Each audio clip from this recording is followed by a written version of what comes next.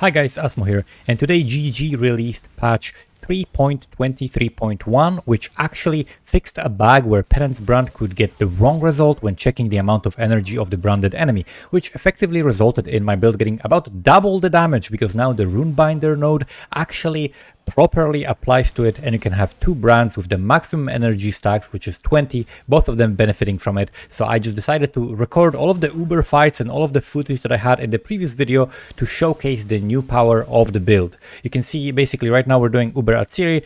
There's going to be a few things that I'm going to mention because people had a lot of questions. So number one, how do you deal with Reflect? The way we deal with Reflect, which is useful for Uber Atziri, is by using the Pantheon and also by using the Elemental Mastery. So that's how we deal with the Reflect. The Elemental Mastery is very flexible. This is a very like a malleable thing that you can change in your build.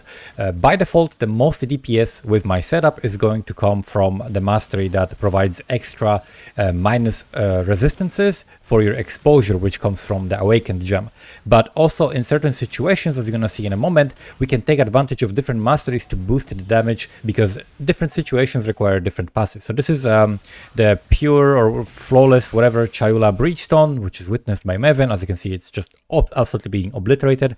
This is a situation where you want to change that mastery. So this is 80% monster elemental resistances in Uber Cortex. So that means monsters have huge amount of lightning res, and we can for that use the mastery that inverts like every fourth hit the elemental resistances of the enemies are being inverted. So instead of plus 80 they get like minus 80, right? If 80% was their actual resistance. So this is what you want to use for situations like this. This is helpful for simulacrums, for Cortex with such mods. If you're running maps that for some reason you roll like a huge amount of resistances, or you're doing anything that you specifically know that the monsters have huge amount of lightning res, this is something that you can take advantage of, the inversion on the mastery.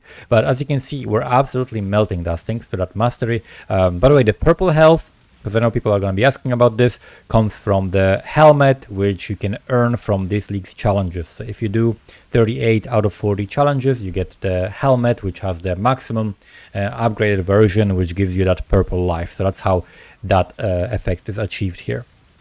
So now we're just watching the Cortex, which soon is going to melt, and I'm going to show in this showcase actually a couple of bosses that I didn't show in the previous video, which is going to be Uber Cyrus and Uber Shaper. So we're also gonna get to see those. The build performs very well. Couple of different things that I also adjusted is I added Bottled Faith for certain bosses. So if you want to make sure to like guaranteed skip phases of certain bosses, you can add Bottled Faith for like approximately 20% increased damage.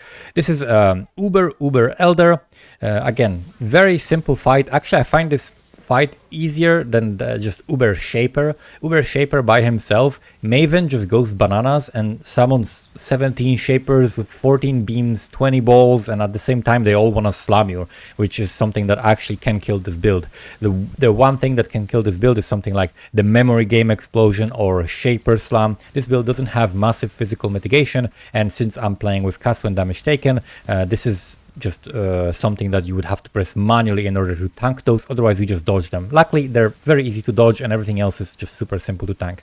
I've read some people suggest, for example, using Steel Skin on left click. However, that's not going to be up when you need it the most, like when you run through a barrage, when you're getting hit by like a lot of projectiles at the same time. The cast when damage taken setup is just way more comfortable to play. It's going to be up when you actually need it, when you're actually taking damage. And if you would replace the cast when damage taken setup from Immortal Call to Steel Skin, you actually lose huge amount of mitigation, because the Immortal Call gives you like 38% I think more effective HP, and the Steel Skin gives you like 19% more effective HP. So it's like way better to use the Immortal Call that I have in this setup. We're just leaving the brands with the duration as well. I tested Swift brand, but I didn't like how Swift brand plays. Swift brand is literally just less damage than using the current setup. It's less damage, it's less QOL, it's less clear. It's just bad for this build. Like, I definitely don't recommend using Swift brand for this. I thought it would be fine if you actually kill the target within the duration of the Swift brand, but it's just still less damage. I tried it on even like things like essences took like half a second or a second longer to kill with Swift brand than it does without Swift brand. So I definitely prefer prefer just playing with the setup that you're gonna find in the POB. Then we have Juiced Feared. I tried to show modifiers that are gonna be difficult, so I went ahead and like corrupted a bunch of them, got like over 100 quant of this. But as you're gonna see, it doesn't really matter what you have on this. You can deal with any modifier. The only thing that could be annoying would be no regen, because you'd have to bring a mana flask and press it a couple of times, and that's it, right? Other than that, there's really no difficulty no matter what mods you roll on this. And I also am going to show Next Feared, which is going to have I think elemental resistance, reduced damage taken from crits, temp chains, right? So tank modifiers that would should affect your build and should slow you down, right? Because you're doing pretty much 100% crits with this, like 97 or something percent crits without Bottled Faith, capped with Bottled Faith. However, it doesn't really matter still, because as you're gonna see, we're gonna still just melt everything. The build is super fast. I think for the next league, I think the build is still gonna be very much playable, because it doesn't really have to use Penance Brander, right? It's simply like a shell for a lightning spell Trickster. It could use Spark, it could do so on the other setup, and the things that we're gonna lose from the charms are gonna be basically some crit and crit multiplier, which we can replace with the next league mechanic, whatever bonuses are going to come from that, and then also spell suppression, which we can put on a flask instead of Quicksilver, which we can also put on a Watcher's Eye, which I'm not using a Watcher's Eye with suppression, so that next league it's definitely going to be a playable archetype as well. Uber Maven, this is very interesting, because now with the damage buff that we get from this patch, we can actually skip the last memory game, which is really nice, because if you want to farm Uber Mavens, that's gonna increase the amount of Uber Mavens you can do per hour, because you simply will be doing them much faster, right? Like just having to wait this extra memory game, and then sometimes you can fail it, because personally, I have ADHD, so I have like terrible short-term memory. So for me, the memory games are actually very difficult, like surprisingly difficult compared to like what a normal person would experience in this case. But we skip them, so it's not really an issue, right? We do the Maven faster, and it's really not a problem. And yeah, you want to run to the edge, and if the balls are chasing you, just leave them on the platform on the side, and that's gonna basically make it so that the arena stays clear. You can do that when you have enough damage to only have them spawn one time per that phase, and the phase ends immediately. So yeah, now it's gonna be, I think, another phase where we have the Maven. Now it's gonna be, I think, the memory, right? It's gonna be the last memory game that comes before the last brain phase. We're also killing some bosses, because Uber Maven spawns some bosses during these memory games. A quick tip for the memory game: actually you can stand on the field that lights up first, so that way you don't have to remember that one, and simply -1 for you. Like if you have to remember 5, now you have to remember 4 only, right? Because you simply remember the 2nd, 3rd, 4th, and 5th, and you don't have to remember the first one, because you're already staying in like the position that the first one is going to be. So that's a quick tip for Maven, to basically make it so that you have to remember one less number. And now we have last brain phase. And now Maven comes, and she's basically going to take so much damage that we're going to skip the phase. Jump over these balls, and she's already phased, so we don't have the last memory phase, and we can completely skip it. Makes the fight much faster. I didn't drop any super lucky things this time.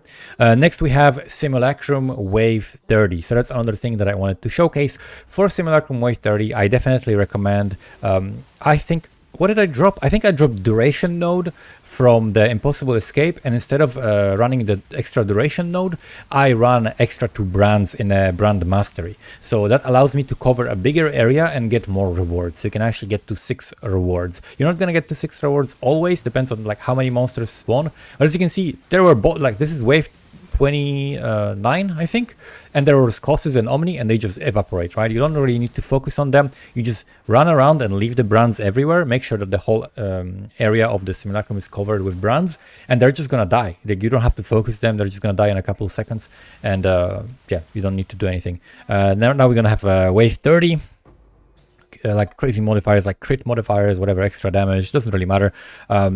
I think I'm gonna take some damage. You're gonna see me taking some damage, but then my recovery is gonna just bump my character back up to full. I think like maybe around here. Yep, we take some damage, immediately back to full HP, because we have insane amount of recovery. So most of the time you don't really see your energy shield moving, but when you have like crazy modifiers, like 100% delirium with lots and lots of modifiers, then you're gonna take some damage, but you're gonna recover it immediately. And that's it. Bosses died, and it's super easy. Of course, I didn't get anything from these. Simulacrums are definitely profitable. I find them immensely boring though, but as you can see, we get to 6 rewards without any issues on the last wave, which is, I think, the most important. It's not a great Simulacrum build instead of Clear. You should play something like Spark or something else for that, but it's okay. Now we have something I wanted to also show before the other Ubers, which is the Valdo maps, right? So T17 Valdos, I definitely wouldn't do the Void ones because I don't want to lose my character. It's a very, very nice character. I'm definitely attached to it. I don't want to lose it. But Feared, like all the different Valdo maps you can run, are definitely something you can do on this build. One mod that would be very, very difficult would be less damage taken per item equipped. The way we have everything set up is basically we cannot take any items off, and we are using 10 items, so we're doing 100% less damage, so we cannot really complete those maps. Now we have some Uber Eaters. For this one you can see I'm using Bold Faith. Again, it's about 20% more damage, so if we were doing 100 million, now we're doing about 200 million, that's about 40 million DPS extra from that. So Uber Eater of Worlds has particularly annoying phase where you have to run, and then the tentacles, if they overlap and multiple of them hit you at the same time, they're kind of annoying to dodge while at the same time dodging his beam and while at the same time trying to trigger the balls. So that's why I put Bold Faith on, just to guarantee 100% that we can for sure skip the phase. And I just wanted to show that we can do this consistently by just showing you like 3 fights in a row, so you can see it's not just a fluke. This is just a consistent amount of damage that we're getting on the Uber Eater of Worlds. And after the Uber Eater of Worlds, we're gonna have the Uber Searing Exarch. For this one, I didn't put the Bold Faith on, and you can see we're killing him, you know, maybe a couple seconds slower, or maybe a second slower, doesn't really matter, but we're still skipping the phase. He attempts to do the phase, the ball phase, because he says the voice line, but he dies before he gets to do it. So that's completely fine, right? But if you use the Bold Faith, which I recommend, I just couldn't be bothered swapping for all of these because only the Eater was like a problematic boss where he like really wanted to do the second phase and avoid the damage. But as you can see, this guy's gonna take so much damage. He's gonna say the voice line, but he's not actually gonna do the ball phase because he just dies. So he has like a short animation where he does it, and he still can die in that animation. So very, very simple. Definitely this build can farm Ubers, right? As you can see, you can just chain them over and over very, very quickly. Pretty much that's all you want from an Uber farmer, like for Uber Eater and Uber Exarch. I think, is there any other Uber that works like that doesn't have phases? No, for Maven you have to have phases. All the other bosses, you have some kind of a phase, but these ones you can just completely one-shot. And now something that I didn't show in the last video, which is the Uber Cyrus. So Uber Cyrus is interesting. You can actually run into the storms with this build to trigger the animation faster, right? To trigger the next phase faster. You cannot stay in the storms for too long, so you gotta be quick, but we have a quick build, so we can just pop in and out of the storm, so that if you didn't know, in this fight, if you pay, first of all, you wanna stun to the bottom left, that way he doesn't go like flying in crazy directions and you have to wait for him. Always go bottom left after you phase him, and then when you phase him, when he spawns the storm, I don't wanna get hit by multiple spells and storm, but you see, I run under him, and then that way I trigger the next phase and he comes down, and that way it's fight takes less time. You don't have to wait for the storm to completely move out of your way, and we phase him very, very quickly. Again, if I had Bold Faith, this would have went about 20% faster in terms of like the last phase, how long the last phase is gonna take, but you're gonna see it's still enough DPS for him to not really do anything.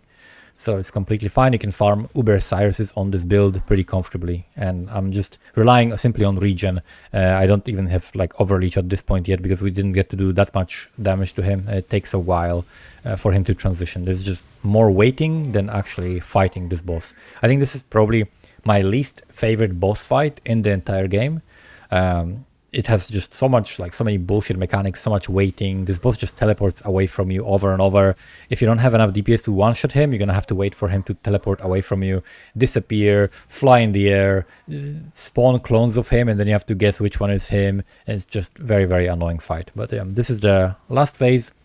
Bold Faith would make a quicker work of him, but it's still like a couple seconds and he's done.